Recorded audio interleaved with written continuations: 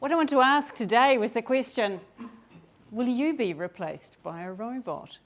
And the reason this question's come up, it's been a hot topic in the media. And as we'll find out, that may have been fueled by some of the science fiction. But the question also came up because a friend of mine said, oh, you're a career coach. What would you recommend my 14-year-old daughter would do as a career in the future? And it's a very interesting question. Where is the world of work going? And of course, a lot of the debate has been fueled by the thoughts that the world is going to change in a very rapid way and we're all going to be living in an environment that looks like the Matrix. But the reality is the robots are already replacing many of the manufacturing jobs in many of the high-cost countries. But the trend is actually going to keep continuing. And in countries which are currently considered low-cost, the robots are starting to take over there in electronic assembly and auto manufacturing. But what about you? Is your job going to be taken over by a robot?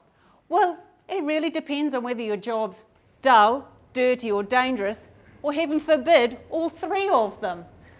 Let's start with the dull. Well, we heard about the manufacturing, but more, anything repetitive from logistics to food production, anything where you hit to data entry has gone and is going. So avoid any job that's going to be dull. The next, good reason for that, it's dull as well.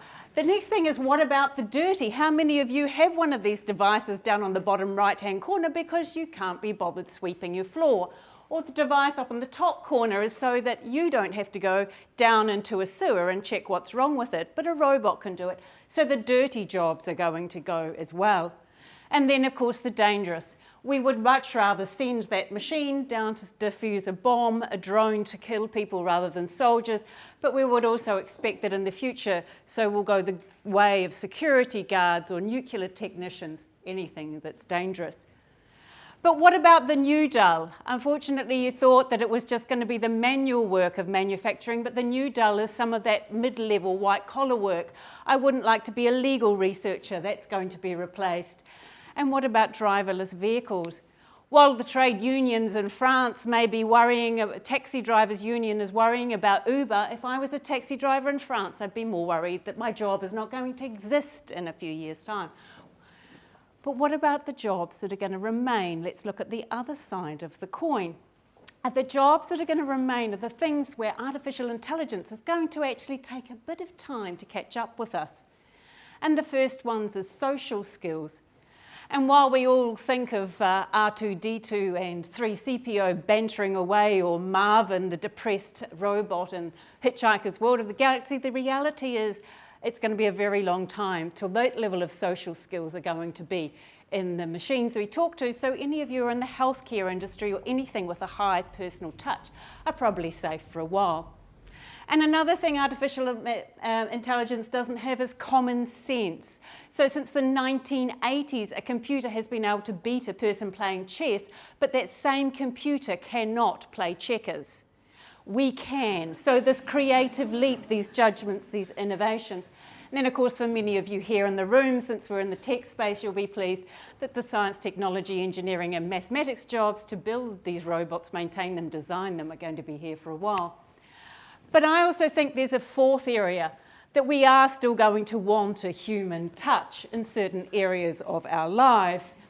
I could buy myself a chair for the lounge that massaged my back, but I'd still prefer a person to be doing it. I can check into a hotel which has got something like an ATM machine to take my booking, but it's not where I'd go for a romantic weekend. And I think we still, as we're seeing in the food processing industry, the equal and opposite reaction.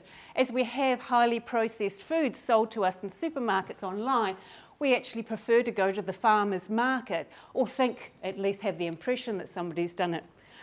So the World Economic Forum says these are the skills you need for the future. Social skills, technology skills, problem solving, judgment, flexibility, creativity. So look for jobs that need those and look for developing your skills here. But the real message of tonight, whatever you decide that you're going to do, the important thing is whether you're 14 years old, 44 or 64 years old, you are going to need to keep learning because the world is just changing so fast, whether it's robots or in any other way. So the skill that you really need to know for the future is how to learn how to learn what you need to know. So I leave you with this one message and quote tonight: it's better to know how to learn than to know. Thank you.